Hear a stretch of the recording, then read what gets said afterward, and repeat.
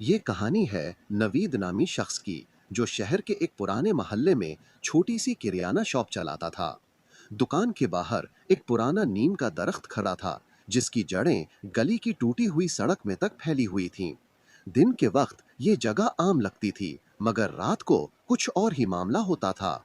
नवीद अक्सर रात को दुकान देर तक खुली रखता, क्योंकि मोहल्ले के लोग शाम के बाद आटा, चीनी या दूध लेने आ जाते। एक रात तकरीबन 11:30 बजे वो दुकान बंद करने ही वाला था कि दरवाजे पर हल्की सी दस्तक हुई। नवीद ने चौंक कर बाहर झांका, कोई नजर न आया। शायद बच्चे शरारत कर रहे हैं, वो बड़बड़ाया और ताला लगाने लगा। अचानक दुकान के अंदर से खड़खड़ाहट सुनाई दी, जैसे कोई गोदाम के दराज खोल रहा हो।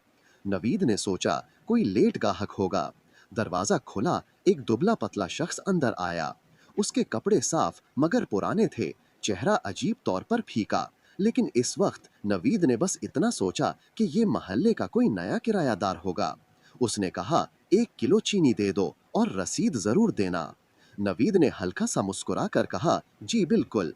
चीनी तोलते वक्त उसने महसूस किया कि वो शख्स मुसलसल नवीद के हाथों को देख रहा है, जैसे तोलने का तरीका याद कर रहा हो।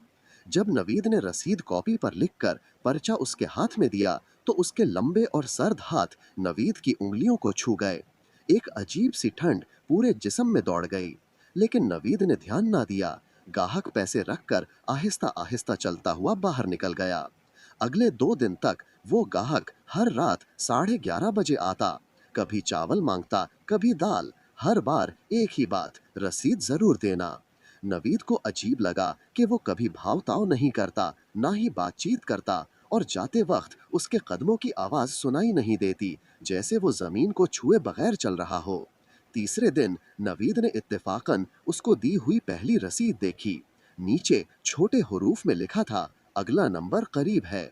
नवीद ने सोचा ये कोई पुराना प्रिंट या रोशनाई की खराबी है, और परवाह न की। चौथी रात जब वो आया, कुछ नहीं कहा, बस चीनी का थैला उठाया, रसीद ली और बाहर निकल गया।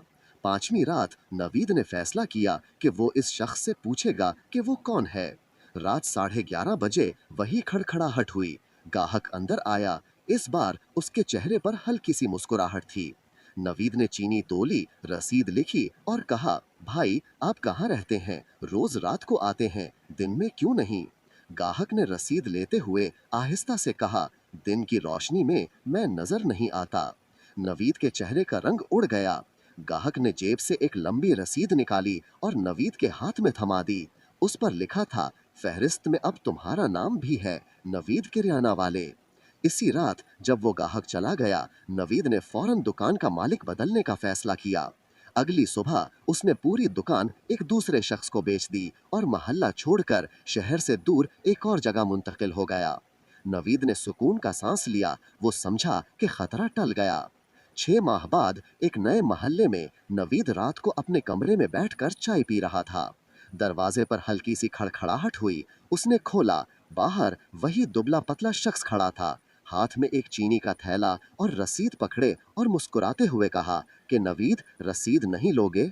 ये सुनकर इसी टाइम नवीद को दिल का अटैक आया और